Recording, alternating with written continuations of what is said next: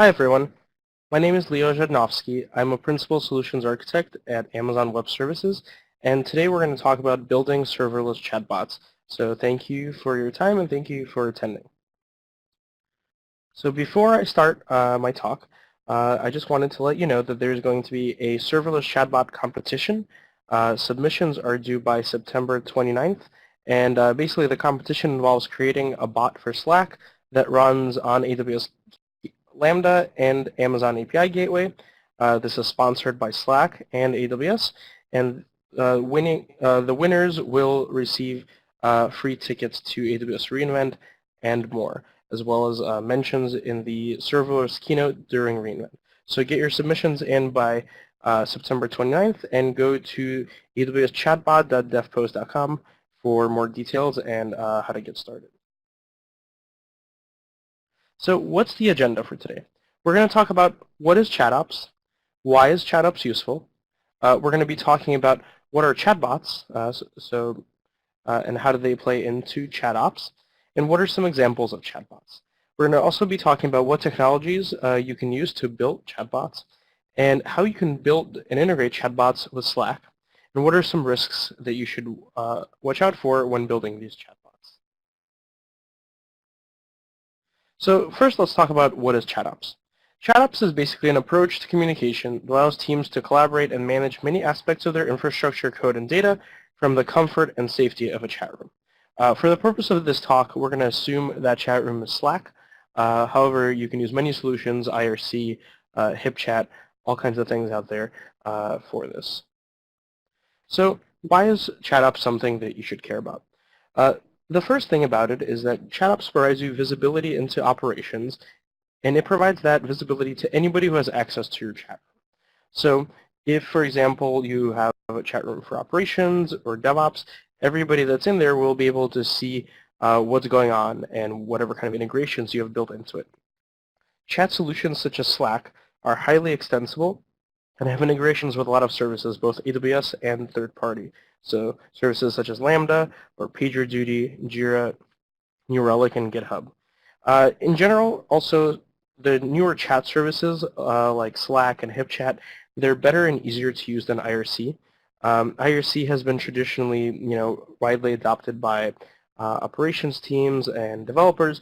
However, if you try to get somebody that's not technical to join IRC, it's going to be a challenge to say the least, whereas solutions such as Slack are very user-friendly and anybody will feel at ease using them.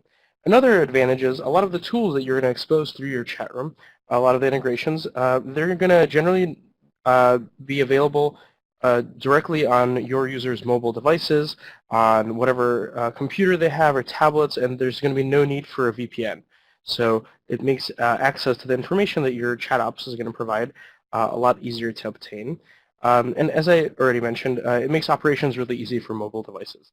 A lot of these solutions, such as Slack, have very rich mobile clients that are just as functional as the desktop clients and are very easy to use. So you can access your whatever you have set up for ChatOps remotely very easily.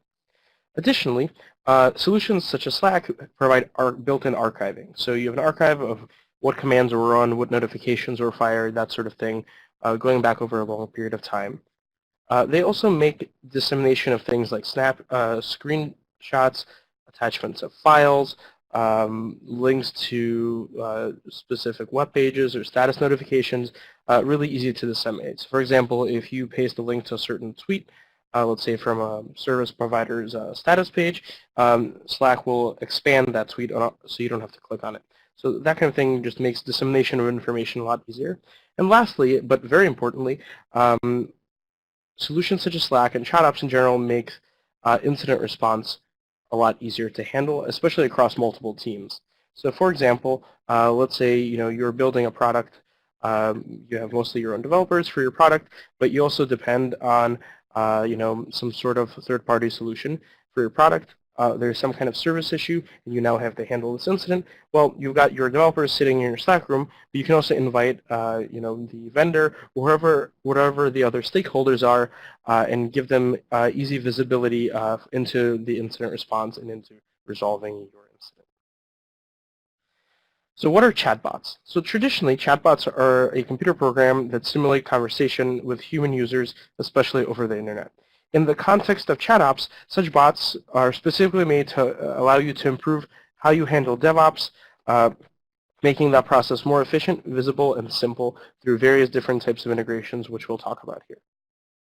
So let's talk through some examples. First of all is monitoring.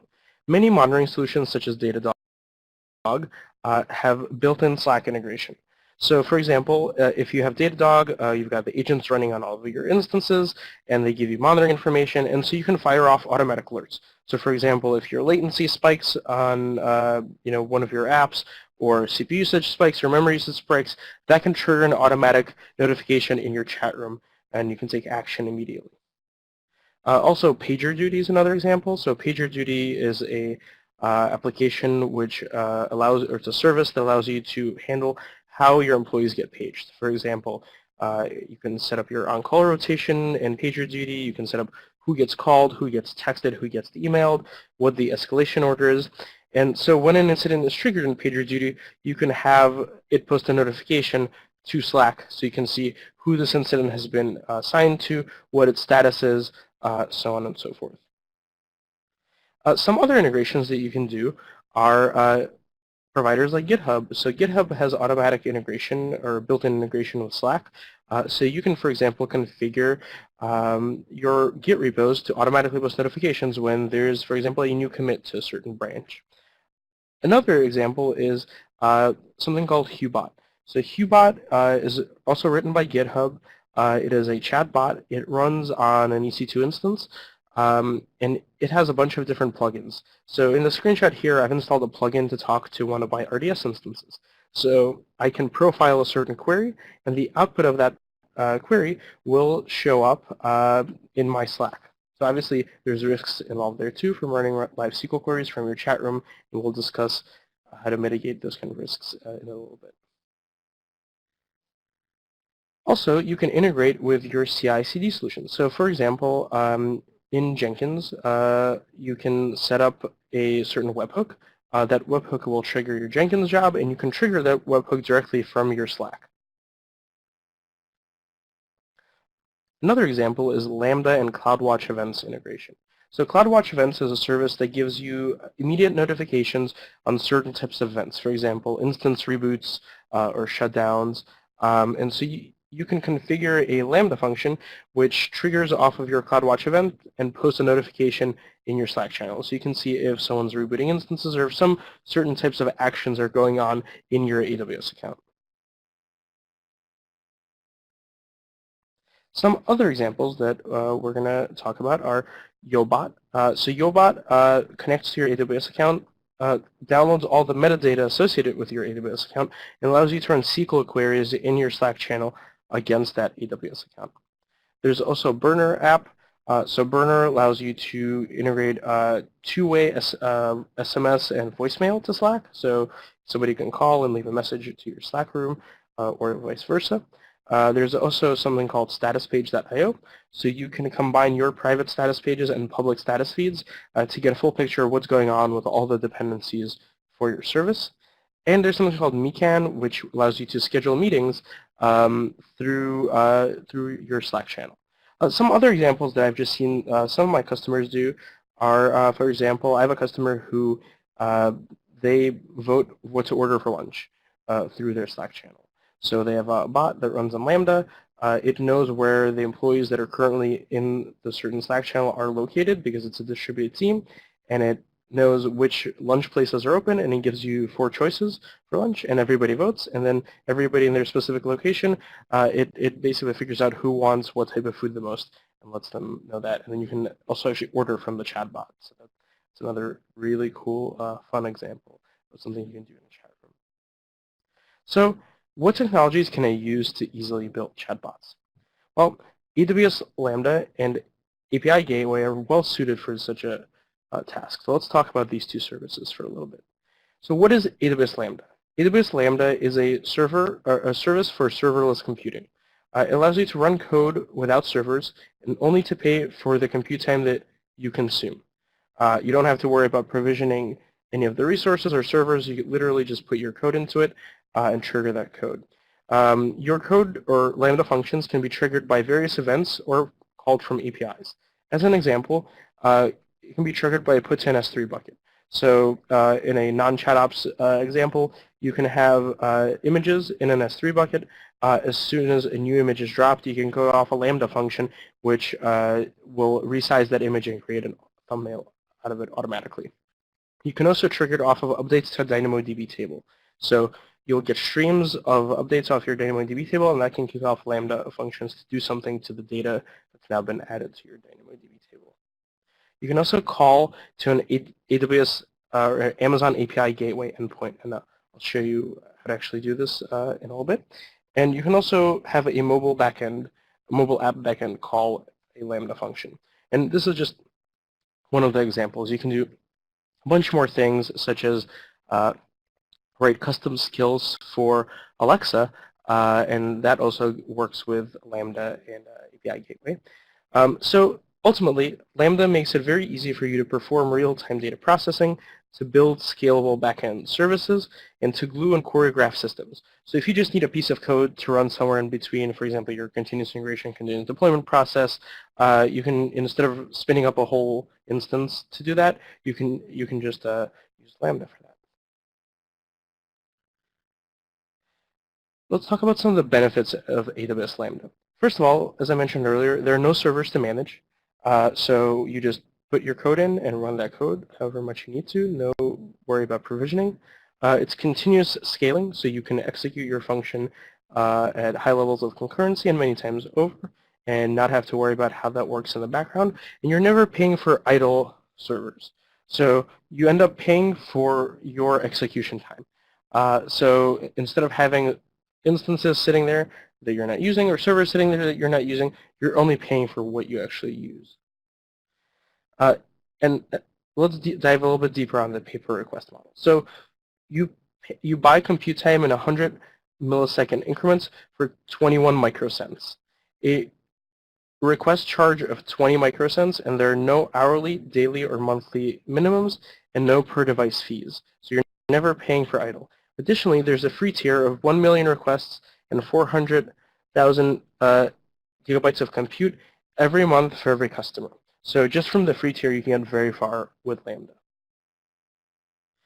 So let's talk about how you actually use Lambda. Lambda allows you to bring your own code, and it currently supports Node.js, Java, and Python.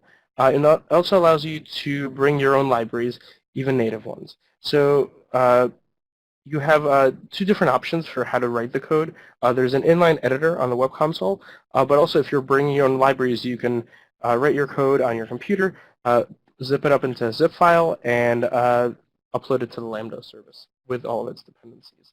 It's a really simple resource model, so you can select a power rating from 128 megabytes to 1.5 gigabytes. The CPU and network is allocated proportionally and reports actual usage. Also, it can be used flexibly, so you can call or send events to it. It's integrated with a bunch of other AWS services, and you can build whole serverless ecosystems. And there's a lot of frameworks out there, such as serverless, that allow you to do that. Also, there's flexible authorization and security. So you can securely grant access to resources, including VPCs, and you have fine-grained control over who can call your functions. So for example, your Lambda functions run in IAM roles. Those IAM roles are attached to IAM policies, which give your Lambda functions access to very specific resources in your AWS account. And you can tailor those IAM roles to only allow least privilege access, so your Lambda functions don't have any more privileges than they need to perform their job. Let's talk about the programming model. So there's an AWS SDK built in Python and Node.js, so you can just use that right away in your code. There's an Eclipse plugin for Java that you can use, and Lambda is the web server itself. So it uses processes, threads, you have access to the temp directory, and it uses sockets normally. Lambda is also stateless, so if you want to persist data, you're going to want to use something like Amazon DynamoDB, S3 or Elasticache, and there's no affinity to the infrastructure, so it can't log into the box, for example. There's various different ways to author Lambda functions, as I mentioned earlier. You can use the console, what you see is what you get editor. You can package up your code as a zip file and upload it to Lambda or to S3. And there's also plugins for Eclipse and Visual Studio, which allow you to write Lambda functions, as well as command line tools that allow you to execute those functions. And there's also built-in logging and monitoring. So you get built-in metrics for things like requests, errors, latency, and throttles. And it's got built-in integration with Amazon CloudWatch logs. So if your Lambda function is failing, you can look in CloudWatch logs and see exactly what the error message is and why it's failing and debug from there. Now let's talk about Amazon API Gateway. So API Gateway allows you to manage your APIs in a serverless manner. So API Gateway is integrated with CloudFront and CloudWatch, and it's got a cache built into it.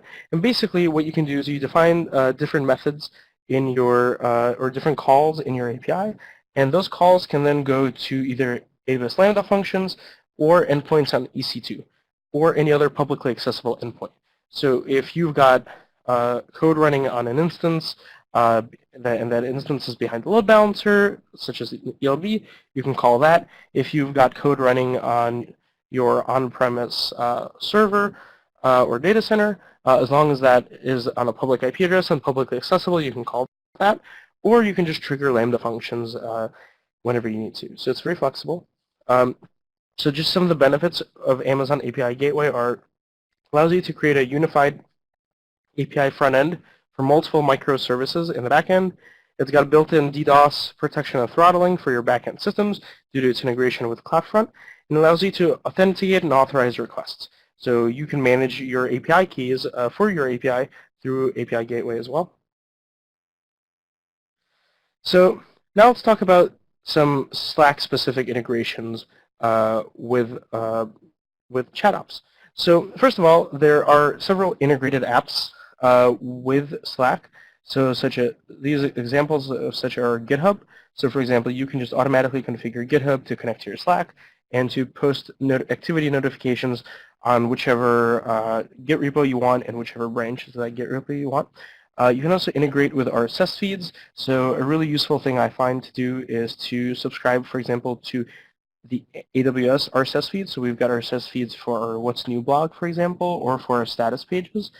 So you can find out whenever we release new features, which is very often, by having it monitor the RSS feed for our What's New blog and post the updates to your Slack channel. There's also various different other kinds of custom integrations. So the first principle that you need to know about is an incoming webhook. So an incoming webhook is a simple way to post messages from external sources into Slack. They make use of normal HTTP requests with a JSON payload, which includes the message and a few other optional details described later. So for example, I can set up a webhook to post to a specific channel, and I'm going to get a URL for that webhook. And then I can write a Lambda function to use that webhook URL to post specific messages into this chat. There's also outgoing webhooks. So outgoing webhooks do the opposite. So outgoing webhooks allow me to actually type a message in my Slack channel, and that message will trigger code that's running elsewhere. So for example, I can have a webhook that listens for, say, Leobot, and it's going to post to a specific URL. The URL in this example is an Amazon API gateway, and the API gateway is going to reply, and it's going to reply with a message back and post that into my Slack channel. So incoming webhooks are things that you post into your Slack, and outgoing webhooks are things you post from your Slack. You trigger some external resource. There's also slash commands. So slash commands allow you to listen to custom triggers in chat messages across all Slack channels. So for example, you can type in, we're in a slash command like in IRC, so you can configure a slash command to also post to some specific URL, such as an API gateway with a Lambda function behind it. So before I get into a live demo, let's just talk about some risks here. So depending on how powerful your chatbots are going to be, they could potentially do some really privileged things. So you want to be careful about who you allow into your chat room. So unauthorized access to your chat means bad things can happen to your AWS account specifically. So you really want to lock down your chat rooms where you can do write actions, basically. So if you have a chat room where you just post notifications, or you can find out, like the status of your instances or some CloudWatch metric or something like that, that's important, but that's read-only information. Whereas if you have a chat ops or if you have a chat bot that can reboot instances or do something to running resources, you really want to be super careful with that. You want to audit who's in your Slack channel. A really big part of that security there is enabling two-factor authentication. So Slack supports two-factor authentication through things like the Authenticator app on your phone. So make sure that you have mandatory two-factor authentication. That way, if one of the users to your Slack has their password compromised, they still have that two-factor authentication protecting their login and thus protecting your chat rooms with your bots in it. You also want to make sure you scale your IAM policies appropriately. So your, as I mentioned earlier, your Lambda functions that run your chat ops or chat bots, they are only going to have permissions to do things that the IAM policies that they're attached to allow them to do. So make sure that you're not giving admin privilege to your, or basically an admin access or too broad of an access to your Lambda functions. And don't go overboard. So it's easy, I've seen once you start building these bots, you can integrate a bot for every kind of notification, and then it just spams your channel, and then you just instinctively start ignoring things, and that's actually less useful. So you want to actually think about, what do I actually need to be aware of? What kind of monitoring do I need? What kind of actions do I need to be able to do in my chat room? And only set up integrations for that. So I'm going to switch over here. Let's just do a live demo of some of these integrations. All right, so I'm just going to share my screen here. Okay, so here's my Slack channel. So I'm going to show you several different kinds of integrations here. So first of all, let's look at YoBot. So YoBot is a third-party fully managed service. You just connect it to your Slack channel, and you connect it to your AWS account, so you give it read-only access to your AWS account, and you can do SQL queries like this. So for example, I can tell YoBot, select public IP address from EC2 instances where tags.name equals batleth. So what I can do is basically this is going to select the elastic, or actually public IP in this case, from any EC2 instances which are named batleth, which is one of my instances. So hit enter here, and it's going to return that specific public IP address. I can also do a much more broad query, so I can do select star from ec2.instances, and that's going to literally give me all the information about all of my EC2 instances running in my account.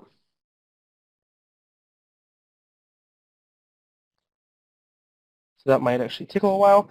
While that's going, I can show you the output from last time I ran this. So it gives you information such as this. So it will give you your AWS account ID and your mappings and your instance ID and all that information here. So also, let's take a look at some other integrations that I have here. So here's my Slack. And as I mentioned earlier, there's some built-in integrations. So here's a built-in one for GitHub. So basically, I have 3 repos which I'm monitoring. They are monitoring, it's authenticated as my username in GitHub. It's monitoring 3 different repositories that I have. It's going to monitor different events in those repositories, and it's going to post to the Skynet channel, which is my channel over here on Slack. This is YoBot. As I mentioned here, I'm giving authorization to YoBot to post in the same Skynet channel. And here's an integration with RSS. So for example, as I said, I am monitoring various RSS feeds that we have and posting any updates to them into my Slack channel here. Then there's custom integrations. So as I mentioned, you can have internal webhooks. So here, or incoming webhooks, here's an example of one. So this is a webhook URL. It's going to post to that Skynet chat room, and it's going to post as this username. So let me show you how this one works. So here I've got CloudWatch. And I'm looking at CloudWatch rules. So I've got a rule here called notify Slack. So in my rule, I'm basically monitoring for any kind of instance state change notifications in my Slack. So if I, for example, terminate an instance, it's going to basically kick off this Lambda function right here. This Lambda function is configured as follows. So it posts to the webhook URL, which is what I set up before. I want it to be super safe here, so I'm actually encrypting my webhook URL with KMS. I'm posting it to Skynet, and it's basically just parsing that right here. And this is the code for that in Node. So let's see how this actually works. So I'm going to go to my EC2. I'm going to go here. I'm going to terminate one of my instances. So I'm just going to pick a random instance. About this one, and I'm just going to terminate it.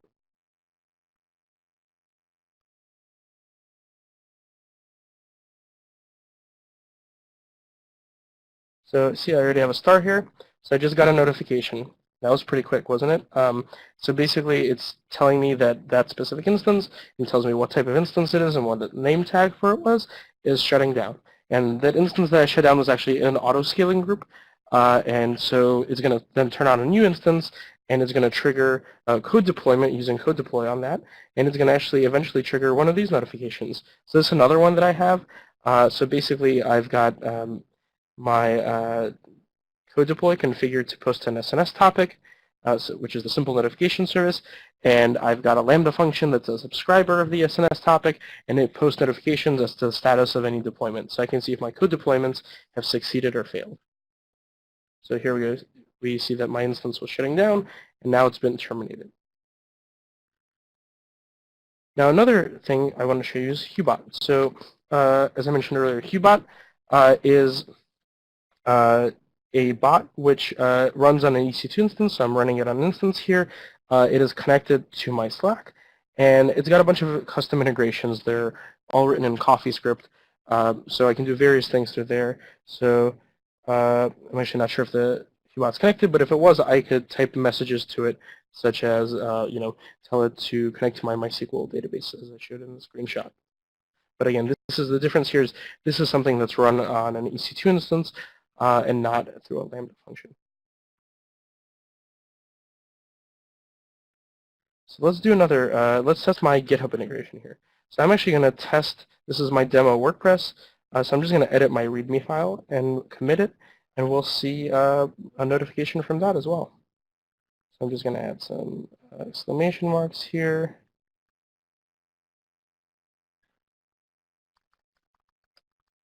I'm going to leave a commit change node. All right, so that's now done. And I actually now have two notifications here that I've updated my GitHub repository.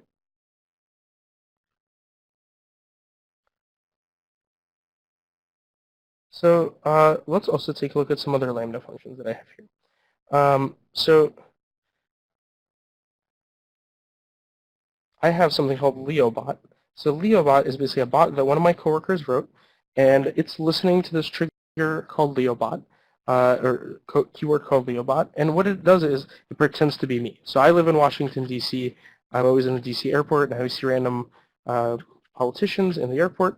And I always text my coworker that, hey, I just saw somebody. So he decided to write a bot that would imitate my texts to him, and he wrote it in DynamoDB and Lambda. So if I type in LeoBot, it's going to type in a reply.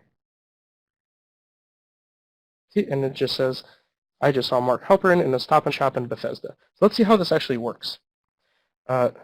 So here is the DynamoDB table. So it's basically just has a list of different locations, DC places, airport codes, names of people I saw, and this Lambda function just pieces this all together.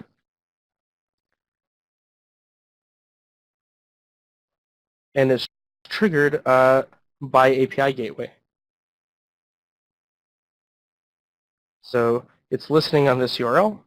It triggers the Lambda function I just showed you, and then it replies back into Slack. So basically, whenever I type in LeoBot on my Slack channel, it fires off a call to this API gateway, which fires off this function, which uses DynamoDB, and returns a reply. As you can see, it's pretty quick.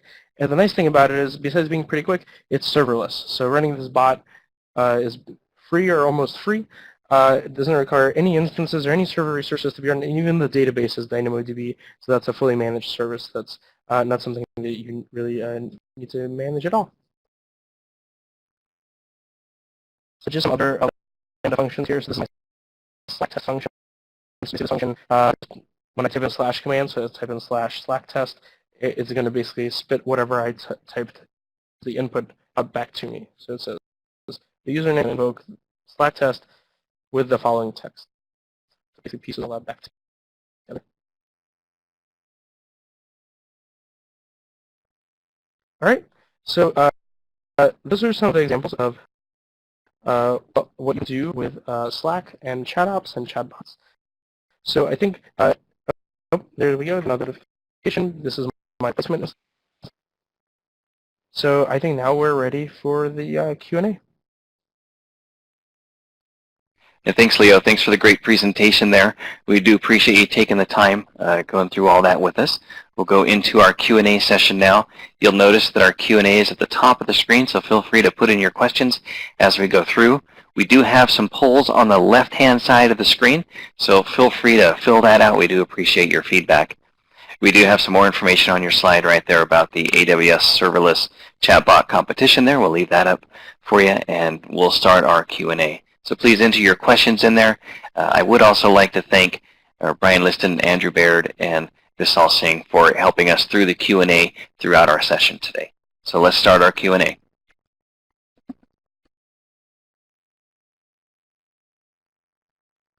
Okay. So here's a question. Hi, will you be demoing how to build a chatbot from scratch?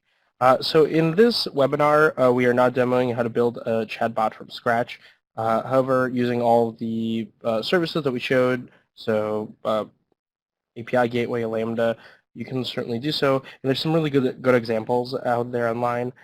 We also released a bunch of blueprints for Slack specifically that allow you to easily start building chatbots with Slack. Can I integrate Twitter codes with chatbot? So Slack specifically has Twitter integration, so if you just paste a tweet in, it will expand that tweet. Additionally, with Lambda, you can also call basically any other publicly accessible API. So, for example, you can talk to the Twitter API and build a chatbot around that. Is there a time limit for requests? So that's a really good question. So for Lambda, there's a timeout of 300 seconds for each Lambda function execution. Can you explain a bit how sessions work with Lambda and DynamoDB? Like, how can I tell a conversation is happening between Team A and Team B? So basically, what you would use DynamoDB for with a chatbot is your session state. So for example, as we just mentioned, there's an execution timeout of 300 seconds in Lambda. So if you need to store something beyond that specific execution of a Lambda function, you would use our APIs to talk and store that information in DynamoDB, and you can then recall that information at the next execution of your Lambda function. What is the security with the webhooks? Is it just an open endpoint, or can this be narrowed? So for incoming webhooks, it is basically just an endpoint. So it's a unique endpoint, so you have to protect the URL of that endpoint in Slack specifically. With outgoing webhooks, let's say you're triggering API Gateway. So API Gateway does have authorization and authentication built into it. So you can, for example, provision specific API keys and control what kind of usage plan that API key has. So you have a lot more flexibility when you're using API Gateway. Is there integration for storing the tokens and secrets in KMS versus having it in the Lambda function? So that's a great question. It's actually in one of my functions. I'm storing the token in KMS.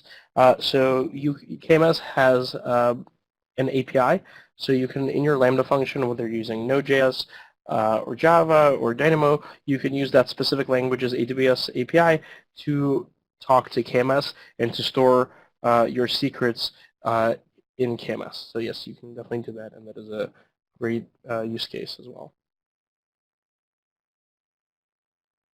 Is all the code you showed today available for us to reuse freely, like the triggers and Slack integration? So yeah, actually all of the code I showed for you today actually mostly found on GitHub and Gist, so it's already been open sourced by others out there, so it's definitely available today and something you can use. All right, I think that covers all of the questions. All right, well, thank you, Leo, and I'd like to extend a special thank you for your presentation today. Thanks for the great content, Leo. And I'd also like to thank Brian, Andrew, and Vishal for answering all the questions in our Q&A panel as they were coming in through our session. If you have any comments on our previous and upcoming webinars or suggestions on the topics you wish to see with AWS to cover in the future webinars, please feel free to email us to the aws-webcasts@amazon.com. Your feedback will help us improve our webinar programming. So thanks to our audience today for joining in today. Thanks for joining. As you leave, you'll see a link open up for you, and I'm also going to push you another link for you there. Thanks for your feedback on our session today. Everyone, you can disconnect at this point